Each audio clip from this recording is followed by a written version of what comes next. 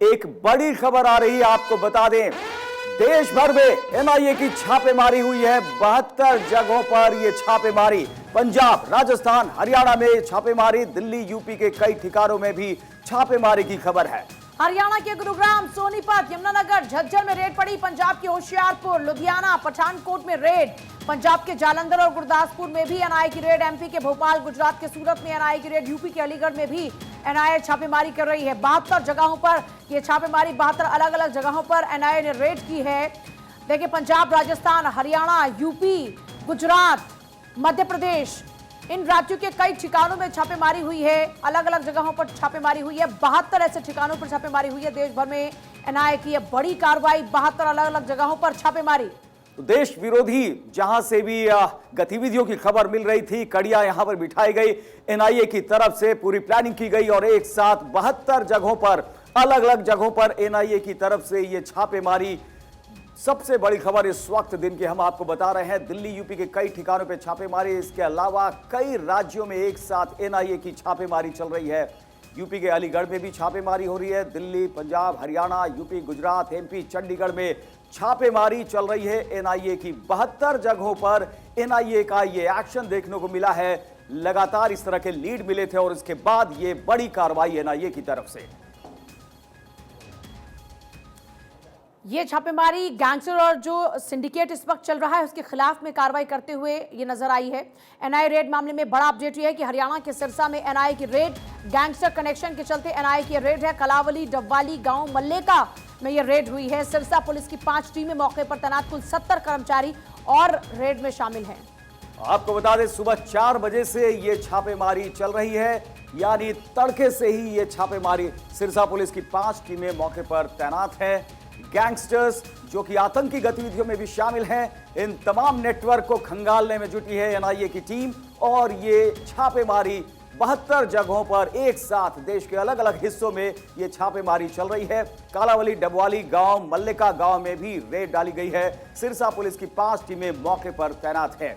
पंजाब, राजस्थान, हरियाणा में छापेमारी। साथ ही साथ आपको बता दें कि दिल्ली और यूपी के भी कई ठिकानों पर छापेमारी हो रही है। हरियाणा के सिरसा में एनआईए की रेड, गैंगस्टर कनेक्शन के चलते भी एनआईए की ये रेड। और गैंगस्टर मामलों में कई बार आतंकी गतिविधियां भी शामिल होती हैं।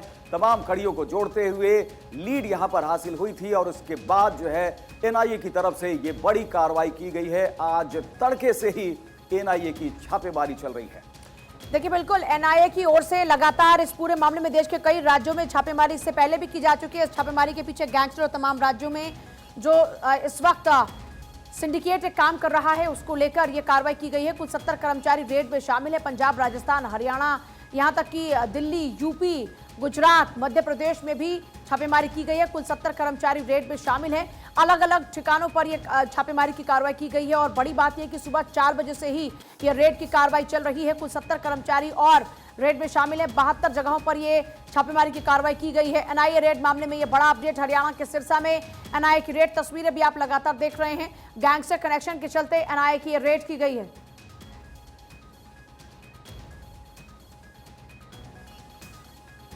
हमारे साथ तमाम सहयोगी हमारे लगातार बने हुए हैं जो हमें ज्यादा जानकारी देंगे। रवि यादव हमारे साथ दिल्ली से हैं, प्रमोद राघवन, अखिलेश सोलंकी भोपाल से हैं, अवनीश विद्यार्थी लखनऊ से हमारे साथ में इस वक्त हैं।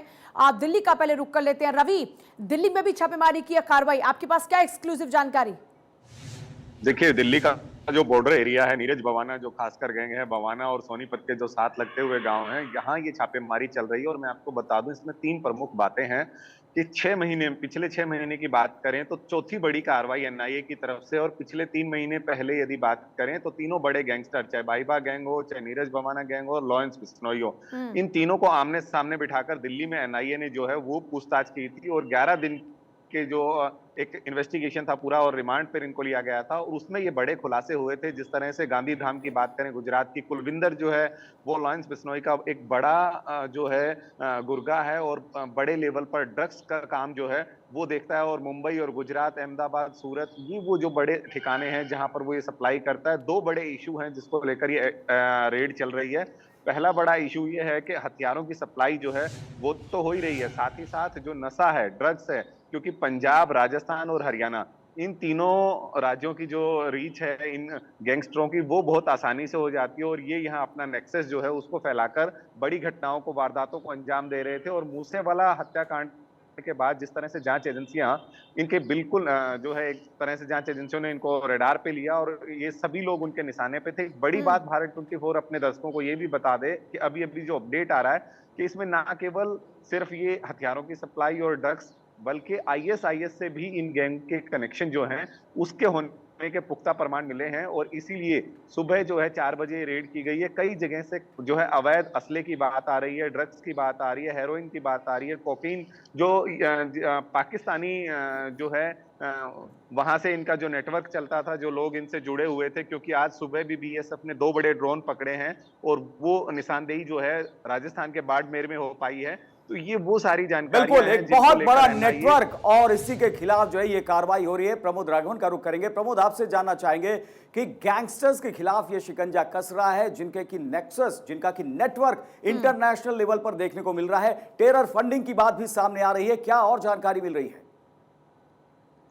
देखिए करण, एक बहुत इंटरेस्टिंग बात बताऊंगा मैं कि ये जो मामला जब दर्ज किया गया था शुरू में, बिल्कुल इसका एक तरीके से मैं ये वर्ड भी यूज करना चाहूंगा कि फिल्मी स्टाइल का कह सकते हैं एक तरीके से। एक छोटा मामला दर्ज किया गया था 2022 में और उसके बाद जब जांच शुरू हुई और धीरे धीरे जब ये जांच बढ़ी तब ये मामला खुलकर निकल के आया कि देश के बाहर से बहुत बड़े स्तर पर भारत में हथियार पहुंचाए जा रहे हैं। आर्म्स डीलिंग की बहुत बड़ी ये ट्रेलिंग है जिसमें टेरर फंडिंग शामिल है और बाकायदा नेटवर्क जो है वो छोटे मोटे स्तर का नहीं है। इसी नेटवर्क में संधू का नाम भी जुड़ा है इस पूरे मामले में। मैं आपको बता दूं, लखवीर सिंह जो संधू है, जिसको माना जा रहा है कि वो इस समय कनाडा में बैठा हुआ है, जिसके ऊपर हाल ही में एनआईए ने 15 लाख रुपए का जो है वो इनाम घोषित कर रखा है और जानकारी देने वालों का नाम भी नहीं बताया गया। इस तरीके का एनआईए ने ऐलान किया है। लेकिन इसमें इंटरेस्टिंग मामला ये है कि जो एनआईए जब जांच कर रही है, जिस तरीके से अभी रवि बता रहे थे कि कई जगहों पर जो जांच चल रही है, लेकिन इसमें एक और फैक्ट मैं जोड़ दूं कि एनआईए की जितनी भी जांच चल रही है कहीं ना कहीं हर जगह कुछ मामलों के तार इस आर्म्स डीलिंग में भी जुड़े हुए हैं। क्योंकि देश में जिस तरीके से आईएसआई का मामला हो, पिछले कुछ दिनों पहले हमने हैदराबाद की गिरफ्तारी बताई थी, पिछले साल भी जो गिरफ्तारियां हुई है, तो एनआईए को लगातार इस बात में मामले में सफलता मिल रही है कि देश के खिलाफ जो भी साजिश रची जा रही हो, चाहे आर्म्स डीलिंग के मामले में हो, ड्रग के मामले में हो, टेरर फंडिंग के मामले में हो या टेरर गतिविधि के मामले में हो। मैंने पिछली बार भी कहा था कि कई स्लीपर सेल इस समय देश में कई जगहों पर एक्टिवेट है और इसका एक बहुत बड़ी सफलता है। ये पूछताछ के बाद जो जानकारी हो सकता है कि आज के बाद, मैंने आज के जो छापे पड़े जो सुबह से चल रहे हैं, इसमें से जो निकल कर आएगी निश्चित तौर पे आर्म्स डीलिंग और एक इंटरनेशनल नेटवर्क की जानकारी जरूर निकल कर आएगी, ऐसा मुझे लगता है। करण, अखिलेश सोलंकी भी लगातार बने। अखिलेश, क्योंकि भोपाल में भी हमने देखा कि मध्य प्रदेश के भी कई इलाकों में छापेमारी हुई है, वहां से एनआईए के क्या कुछ हाथ लगा, इस पर भी कोई जानकारी मिल पा रही है क्या? बिल्कुल बड़ी जानकारी है कि मध्य प्रदेश से देश भर में जो है असला सप्लाई होता था, उस पर उस नेक्सस को तोड़ने के लिए पूरी कार्रवाई जो है उसको अंजाम दिया गया है। सिकलीकर गैंग जो है उसकी कमर तोड़ने के लिए और जो इलाके हैं जहां कार्रवाई हुई है, मैं बता दूं खरगोन, धार, भिंड, मुरैना, बुरहानपुर, जबलपुर, ये इलाके हैं जहां पर ये कार्रवाई सर्चिंग की गई है। पंजाब और यूपी के इंटेलिजेंस की रिपोर्ट के बाद जो मध्य प्रदेश की एटीएस है उसने सहयोग किया एनआईए का और उसके बाद ये पूरी कार्रवाई को अंजाम दिया गया है। टेरर फंडिंग और गैंगवार से जो तमाम मामले थे उसको लेकर कार्रवाई हुई है। और 3 चीजें और मैं जोड़ देता हूं कि 3 महीने पहले खरगोन से पंजाब पुलिस ने 80 से ज्यादा हथियारों को जब्त किया था, जिसके बाद एक तरह से इंडिकेशन मिला। और इसके अलावा जो जानकारी है कि बिटकॉइन का इस्तेमाल इस पूरी खरीद फरोख्त में किया जा रहा है, तो बड़े लेवल पर खासतौर से चाहे मालवा का इलाका हो, ग्वालियर चंबल का इलाका हो या बिंद का इलाका हो, जबलपुर का इलाका हो, वहां पर ये पूरी कार्रवाई अंजाम दी जा रही। भोपाल को लेकर जानकारी नहीं, लेकिन बाकी जगह जो मैंने आपको बताई, भिंड मुरैना की बात हो, खरगोन की बात हो, उज्जैन में भी तलाशी की बात सामने आ रही है। जी चलिए यूपी का रुख कर लेते हैं। अवनीश विद्यार्थी लखनऊ से हमारे साथ मौजूद है। अवनीश, आपसे जानना चाहेंगे, उत्तर प्रदेश लगातार यहां से साजिशें रची जाती है, जो नेक्सस की बात आ रही है, चाहे आर्म्स की बात हो, ड्रग्स की बात हो, आईएसआईएस के कनेक्शन की बात हो, आईएसआई की साजिशें की बात हो, किस तरीके से किन किन जगहों पर छापेमारी और क्या लीड मिली है एनआईए को? देखिए 2-3 जगहों की जिनका इनपुट मिला हुआ है, उसमें पीलीभीत जो सीमावर्ती इलाका है वहाँ पर छापेमारी हुई है। माधोपुर थाना क्षेत्र पड़ता है, वहाँ पर एनआईए की टीम कल से लगातार डेरा डाली हुई थी, वहाँ लगातार छापेमारी चल रही थी और दिलबाग सिंह नाम के शख्स की तलाश की जा रही थी, जो रहने वाला पंजाब का है, लेकिन उसकी लोकेशन जो है वो माधोपुर इलाके में मिली थी और उसमें कई तरह की और भी जानकारियां हासिल करने के बाद एनआईए की टीम वहां से निकली है। दिल्ली के नंबर की गाड़ियों के साथ एनआईए की 3 गाड़ियां वहां पर पहुंची थी और उसके बाद जो है पड़ताल की गई, कुछ टेलीफोन नंबर्स खंगाले गए, कुछ लोगों के बारे में जो आइडेंटिफिकेशन किया गया, कुछ कागजात वहां से लिए गए और उसके बाद एनआईए की टीम वहां से चली गई। दूसरी जो छापेमारी हुई वो प्रतापगढ़ में हुई। नगर कोतवाली इलाका है शहर का ही प्रतापगढ़ का, वहां पर डोरेगांव इलाका पड़ता है, वहां पर छापेमारी की गई। लेकिन जब छापेमारी हुई उसके बाद इस बात की पुष्टि हुई कि गलत एड्रेस पर वो छापेमारी हो गई थी, लिहाजा एनआईए की टीम जो सही लोकेशन है उसको ट्रेस करते हुए दूसरे अन्य स्थानों पर जो है छापेमारी का प्रयास कर रही है। लगातार कल देर शाम से ही एनआईए की टीम वहां पर मौजूद थी और कई सारे इनपुट्स के बाद ही छापेमारी हो रही थी। लखनऊ में भी छापेमारी की खबर, लेकिन अभी ये जानकारी नहीं मिल पा रही है कि किस लोकेशन पर ही हो रहा है, क्योंकि ये कहा जा रहा है कि लखनऊ को लेकर के जो जानकारी है उसमें कुछ टेलीफोन नंबर्स, कुछ कॉन्टैक्ट्स ऐसे हैं जिनको खंगालने की कोशिश, जिनको कनेक्ट करने की कोशिश एजेंसियां कर रही हैं और उसी कड़ी में चाहे वो फेक करेंसी का मामला हो, ड्रग डीलिंग का मामला हो, क्योंकि ओपन बॉर्डर बहुत लंबा है भारत नेपाल सीमा का, आसानी से ट्रैफिकिंग हो जाती है। तो ऐसे में उन तमाम सिंडिकेट्स को देखते हुए खासतौर पर पीलीभीत, लखीमपुर, ये जो आसपास के इलाके हैं, जो इस तरह के टेररिज्म जो पंजाब के अंदर या कनाडा के अंदर से जिस तरीके से ऑपरेशन हो रहा है उसको लेकर के कनेक्शन उनके बहुत पहले भी सामने आते रहे हैं,